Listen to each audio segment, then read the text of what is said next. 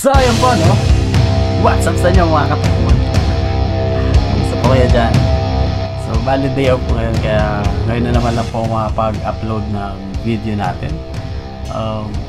So ang content po natin ngayon ay ipapaayos ko po itong kwarto, papalagyan ko po ng patungan. Kaya naglagay na ako ng mga plastic dito para yung alikabok dito lang mapunta. Yan. Tapos naglagay din ako sa ilalim. Ayun. Para kung sakali masasalo niya yung mga alikabok. Tapos mamaya gagawa tayo ng paborito ng mga Bicolano, ang kinalas mami. Oh my God! So guys, meron tayong delivery. Umorder ako ng regalo ko sa asawa ko dahil sa birthday niya. So sir, bali guys, umorder ako ng bracelet po para sa aking asawa dahil magbe-birthday po siya sa August 6. So kahapon kasi pumunta ako dun sa isang tindahan dito, wala po sila mga designers na ganung gusto niya, yung VCA na black yung kulay. So ayun po, nakita ko eksakto nag-live po sila, sa live selling po sila kahapon, kagabi. Ayun, minayin ko kaagad, in-order ko. So ayan na guys, labas yung di-deliver. Videoan natin. Sir, okay lang ba sir, may picture? Ay may okay lang ba may video? So ayan na po yung in-order ko sa JM Jewelry. Ayan, magkano po sir? Off natin sir. Buksan natin? Po, buksan na natin.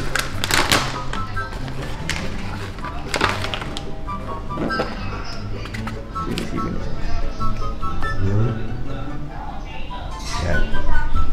Ayan, nice na. Bayaran na natin. 600. Okay. Salamat. Okay lang sir, na-bidyan sir. Okay. Si po pala sa GM Jewelry Maki. Maki. Yeah. Ayan po. So ayan na guys, yung mag-aayos ng shelf dito sa kwarto, si Junaid.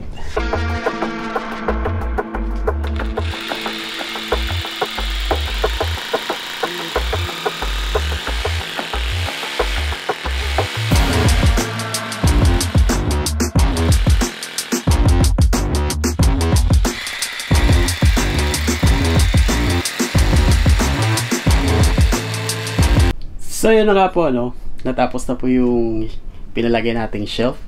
Thank you so much po pala kay Junaid, yung kapatid po ni Abdullah, yung may-ari ng flat na to. So ito na yung shelf na pinalagay ko. Ayan. Tapos lagay na natin dito yung laptop natin. So maganda-ganda na yung panonood natin, tapos nadagdagan tayo ng patungan. Yun. So yun na nga po, mga katukmol.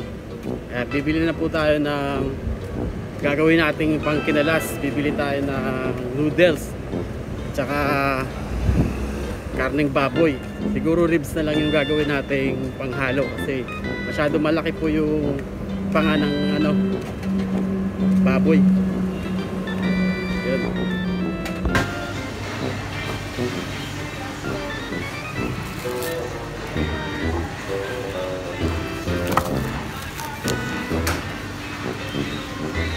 So hugasan muna natin yung ribs natin guys.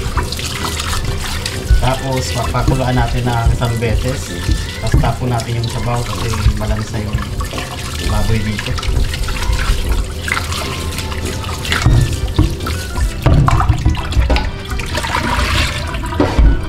So dapat sana guys, yung kinalas guys, panga ng baboy.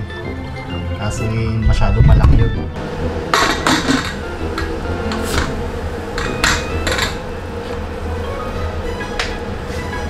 So guys, ito na yung pinakuluan nating ribs. Kaya maglagay tayo ng Knorr cubes para mas malasa. Yun. Ayan guys, nakakulo na yung ribs natin.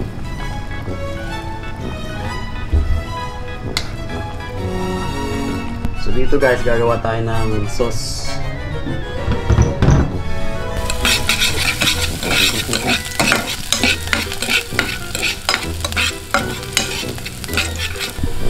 Tapos maglagay tayo ng tubig. Aywa.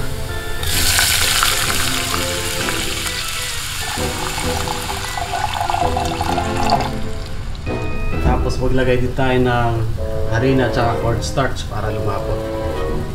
Kunti-kunti.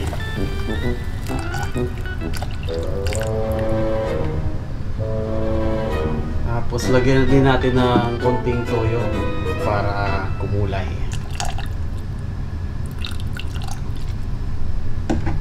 Lagyan ng konting paminta.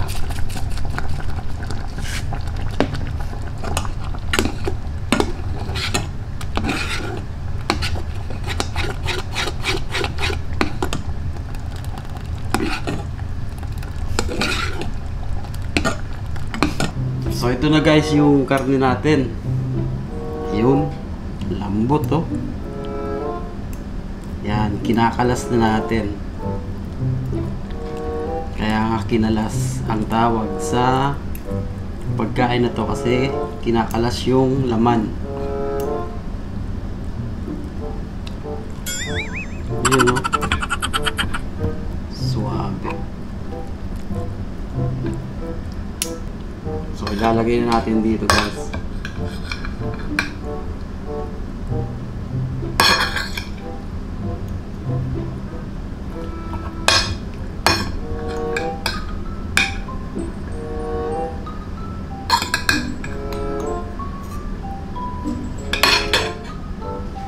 Tapos lalagyan natin ng saksa.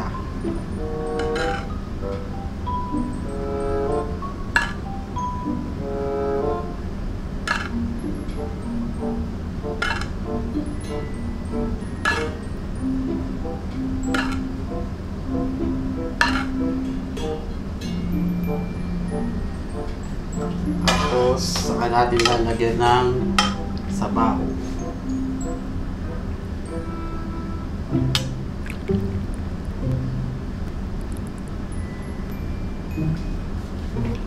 Lagyan natin ng itlog,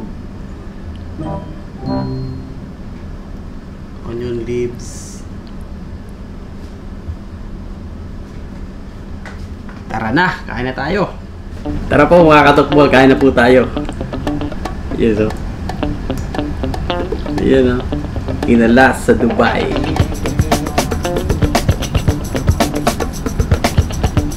Sarapin. Lagyan natin ang suka.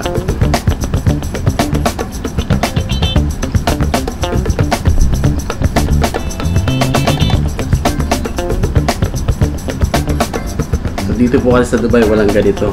Kaya kailangan natin gumawa ng sariling atin.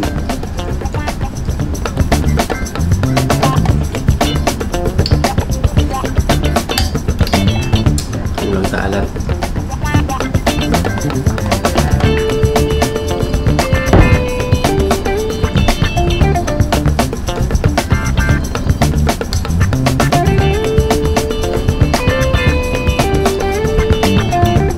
Bale itong kinalas guys,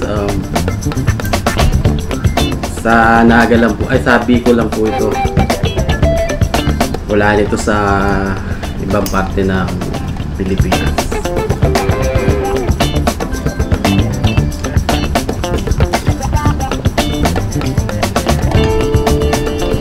Dapat talaga ang ginagamit sa kinalas, yung karne niya, yung panga ng baboy. Ayun, tapos kakalasin yung pisngi, yung mata, may utak. So since napakalaki dito yung parte ng panga na yun, eh mag-isa ko lang naman nakakain. So hindi natin afford yun, masasayang lang.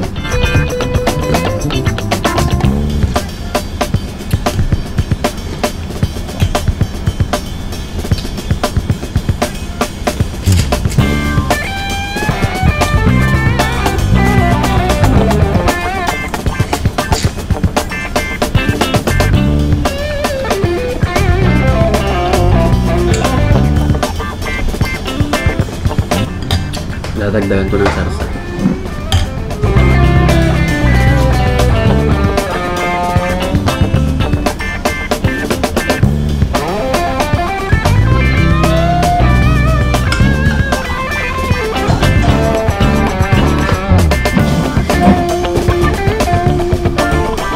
Shoutout nga pala dun sa kaklase kong may kinalasan. Si pareng Jomar. Oh my nets, kinalasan sa pili. Lakas daw na kinalasan nila eh.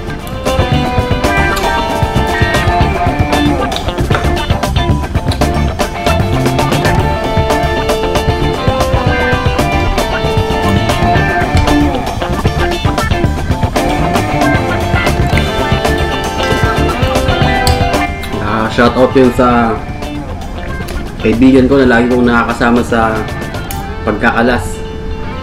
Pinsan kong kaibigan ko si Alvin, tsaka si Pading Haynes. Yung madalas ko nakakasama sa kinalasan niya.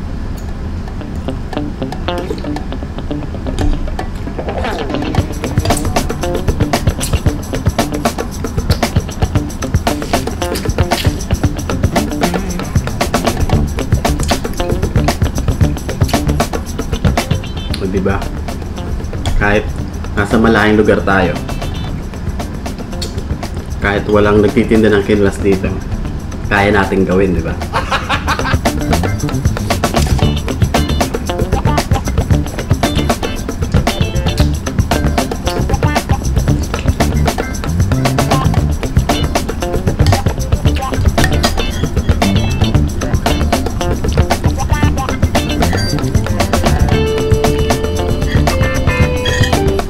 Bali guys, ito yung pinaka-mami ng Bicol, especially sa Naga, Camarines Sur.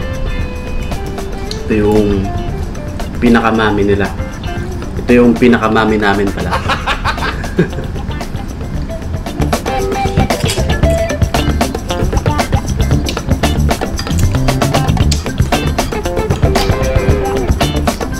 Sarap po ito sa ano, pag umaga.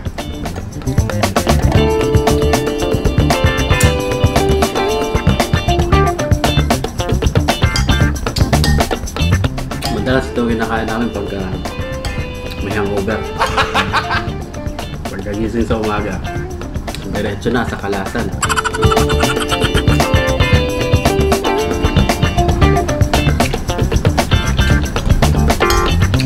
Tapos ubusin muna namin yung sabaw. Hindi namin kakainin yung pancit tsaka yung mga laman.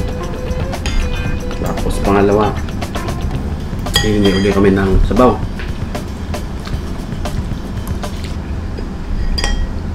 Ito pa. Sarap. So guys, hanggang dito na lang po yung video ngayon. Salamat po sa mga nanood ngayon. Ingat, God bless them. Peace out.